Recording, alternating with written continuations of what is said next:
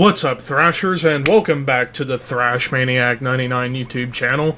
And I am back for yet another episode of the Mosh Pit Reviews. This is the first Mosh Pit Reviews episode I've done in about 2 months. I've just been slacking a lot on trying to check out new albums from 2018, but today was a big one because this album that I'm about to review was one of the top 10 highest anticipated hard rock heavy metal albums of 2018, and I listened to it 4 times today for this review, and today I'm reviewing At the Gates to Drink from the Night Itself, released today on Century Media Records.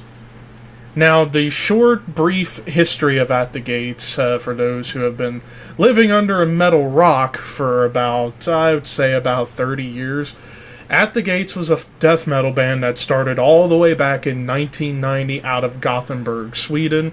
Their first 2 records were very much in the vein of the Swedish death metal genre that was around in the Stockholm area back in that era.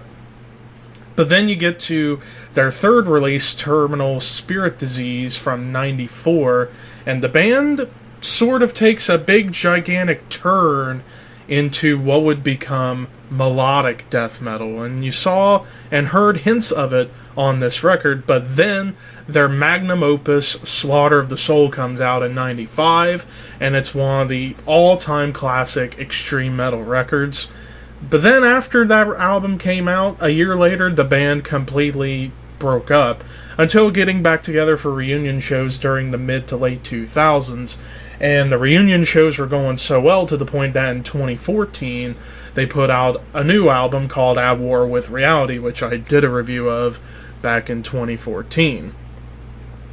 Now, it's 4 years later, little bit of change here, and that is that Anders Bjorler is no longer in the band. He left, I believe, at the start of 2017, so they got a new guitarist who his name is escaping me right now. But the rest of the classic lineup, Tompa, Martin Larsson, Jonas Bjorler, and Adrian Erlandson, I believe, is still in the band. And here it is, To Drink from the Night Itself. So, you start the album off with a great sort of symphonic acoustic piano type of interlude called Der Widerstand, I believe that's how you say it. And that's about a minute and a half before it gets into the thunderous title track, which was the first single of this album. That the single itself came out, I believe, either in February or March. I want to say it was March. And I enjoyed the song when it came out, and I still like the song to this day, the title track, To Drink from the Night Itself. But as you get further into the record, there's just all these different musical shifts going on. On the track Palace of Lepers and The Chasm, those 2 songs kind of showcase a little bit of a crust punk influence. And this kind of comes into play because, well, Tompa, or Thomas Lindberg, the singer, was in a band called Skit System, which was a crust punk band out of Sweden, also taking cues from the early progenitors of that genre, like Amoebics, Hell Bastard, bands along those lines. But it still retains that melodic death metal sensibility. But then you get into a lot of tracks on this album, such as Daggers of Black Haze, which is actually my favorite song, one of 3 favorite songs of mine on this record, along with the title track and another song we'll get into. But Daggers of Black Haze sort of really takes what the band has been best known for with the melodic death metal sound, but made it much more darker and more atmospheric and more melancholic. Like, you listen to this song top to bottom and you still get your aggressive melodic death metal style guitar riffs, but you get a lot of like somber, melancholic moments throughout.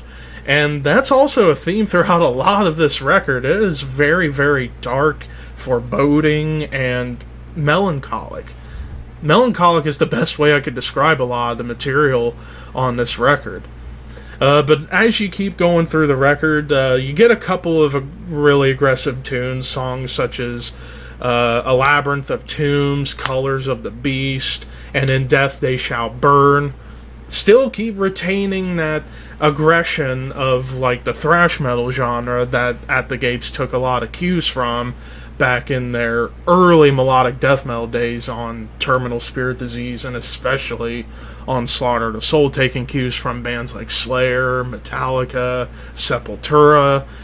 They still retain that speed and aggression in a lot of the songs on the second half of the record, while still bringing in that dark atmosphere into a lot of the... well, my phone's going off. Shut up.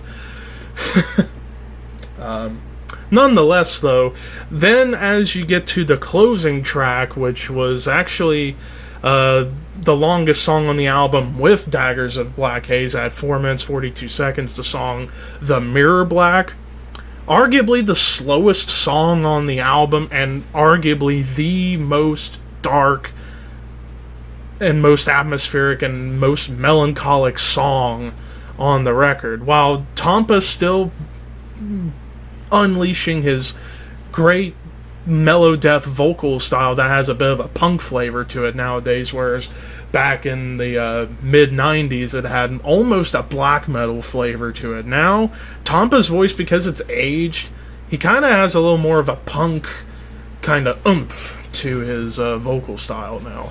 So while he's still singing in that style on this song is just epic. Especially the last, I would say, less than 2 minutes, where you get this like classical symphonic part, which really kind of encapsulates what a lot of this record was really able to accomplish. And that symphonic part completely blew my mind, and it shows that At the Gates was real willing to try and experiment a little bit, whereas on the album At War with Reality, while it was a phenomenal album, and in fact, if I remember right, I think that was number 2 on my Album of the Year list from 2014. However, with that album, it still kind of felt like they were playing it safe just a little bit for their comeback. But I'm here to tell you right now, To Drink from the Night itself completely blows At War with Reality out of the water, if you ask me. There's not a single poor song on this record. It flows together nicely. It's just under 45 minutes long, 12 songs. It flows together nicely. It's an easy listen, and there's a lot of catchiness with this record too, and that's sort of been the sneak attack of At the Gates, is to have some level of catchiness to some of their songs and their songwriting.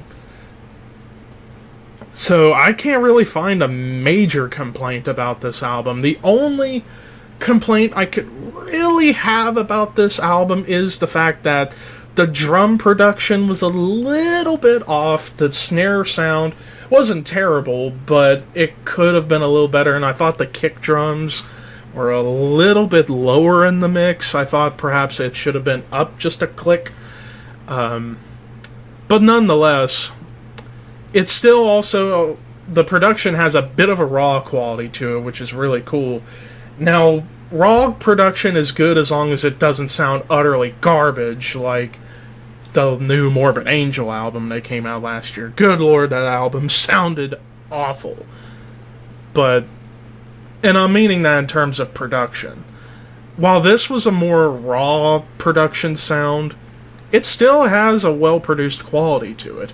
Despite, like I said, the drum production was the only thing I really had a tiny problem with. While I liked the drums on the album, the snare could have sounded a little better, and the kick drums mix could have been up just a couple clicks. So overall, I give this album a 92 out of 100. This album is a monster. This is definitely one to purchase, especially if you're a fan of classic melodic death metal, and you remember At the Gates from back in their glory years of the mid-90s. Definitely give this album a listen and or go buy it. I know I'm going to buy it eventually, because this is a unreal record. To me, as far as albums I've checked out, this is number one for 2018 for me so far. Even over Judas Priest. But anyways, thank you for watching. What did you guys think of To Drink From the Night Itself by At the Gates? Until next time, peace out, and I will see you soon.